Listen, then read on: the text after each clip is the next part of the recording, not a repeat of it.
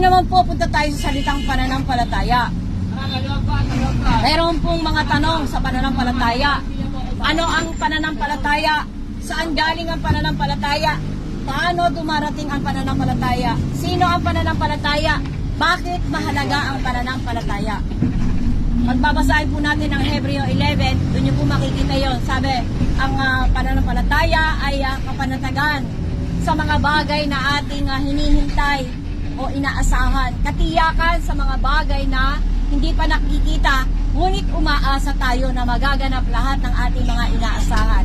Ano mang masasabi natin, status siyang physical, kung kailangan ng kagalingan, kung may pananampalataya, gumagaling. Sa kaisipan, kung may mga kaguluhan, mayroong kapayatakaan at may kapanatagan dahil mayroon tayong pananampalataya. At higit sa lahat, yung pong pananampalataya sa ating kalagayan na kapag ka namatay, dumating sa hangganan ng buhay, may pananampalataya, may buhay na walang hanggan. Ngunit kailangan po maabot ang kaisipan ng ating Diyos na buhay ng bawat isa, na yung pong tunay at buhay na pananampalataya kay Kristo Jesus ang magkakaroon ng buhay na walang hanggan. Kaya po yung kanyang salita, hindi siya tumitigil na ipalaganap yan. Paano darating ang pananampalataya? Ang pananampalataya po darating sa pamamagitan ng pakikinig at pakikinig ng mensahe ng salita ni Kristo. Kaya po pupunta ka sa salita ng Diyos, magbabasa ka. Kumakain ka maari ng 3 beses hanggang 5 beses sa araw. Kumusta ang iyong espiritu? Para mabuhay yan, magbabasa ka araw-araw ng salita ng Diyos. Pwede kang magsimula sa Salmo, Kawikaan, o kasama na yung Ecclesiastes na kung saan maipapasalamin ng Diyos kung anong buhay ang kinakalagyan ng bawat isa. Yan ba ay may buhay na nakaugnay sa salita ng Diyos? Dahil ang salita ng Diyos ay espiritu, banal na espiritu, at buhay, buhay na walang hanggan. Kaya yan po, para dumating sa iyo, pupunta ka sa salita ng Diyos. Pangatlo, sino ang pananampalataya?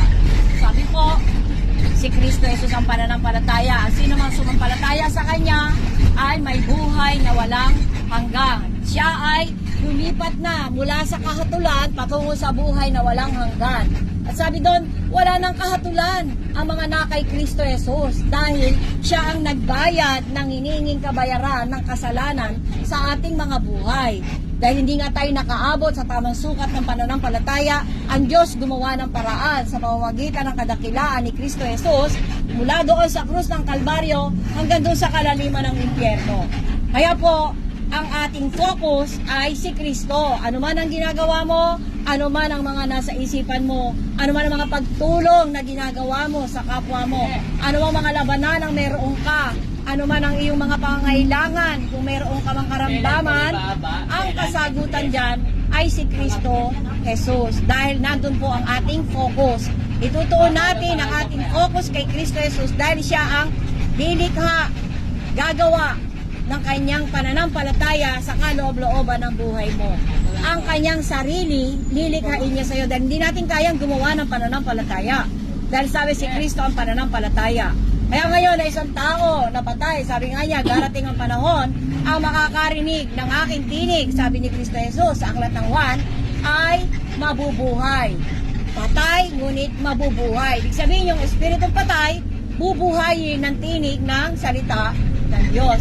Ngayon, bakit mahalaga ang pananampalataya? Kasi nga po, sa laki ng hirap na pinagdaanan ng anak ng Diyos, napakadakila ng pag-ibig ng Ama, yung kanyang kaisa-isa at bugtong na anak ay ibinigay sa sangkatauhan upang siyang magbayad sa hinihinging kabayaran ng kasalanan. At kailangan ang katubusan, kaya yung kanyang sariling buhay inialay niya para sa iyo, para sa akin, para sa ating lahat. Kaya ngayon yung pananampalataya na yan na ginawa niya sa krus, napakahalaga. Napakahalaga po niyan na inyo pong i-focus ang inyong pananampalataya kay Kristo Jesus. Gaano na lamang nga ba yung hirap na pinagdaanan ng anak ng Diyos? Napapanood po natin yan sa mga TV o sine o sa mga videos kay Facebook. Nakikita po natin yung sakripisyo, yung akirat, yung ginawa po nga Passion of the Christ. Nakita niyo po yung hirap niya. Sa tingin natin ay masyadong marahasya, pero mas matindi pa po pag binasa yung Isaiah 53. Sabi po doon, hindi na siya makilala kung siya ay tao.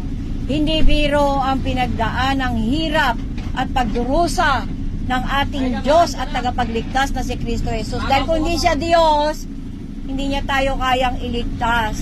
Dahil ang gumanap po ng kautusan ay tanging perfect lamang, walang kasalanan. Tayo po, pinaglilihi pa lang mga makasalanan na tayo. Yung pagtitiis at paghihirap na ginawa niya sa apoy ng impyerno, 3 araw, 3 gabi, at pagkatapos noon, siya ay muling nabuhay.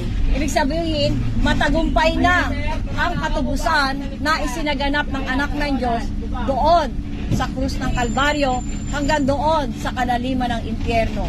Kaya ngayon tayo, sa ating pagsampalataya sa Kanya, na may dalisay at may tapat, taus-puso, magkakaroon tayo ng buhay. Dahil siya po ang lilikha ng kanyang sarili diyan sa kaloob-looban ng buhay mo. Wala po akong kakayanan kung paano ka patanggapin o isilang muli. Ang pwede lang pong makagawa niyan, ang Espiritu ng Diyos na buhay. Dahil sabi po ni Kristo, ang kanyang salita ay Espiritu, banal na Espiritu, buhay, buhay na walang hanggan.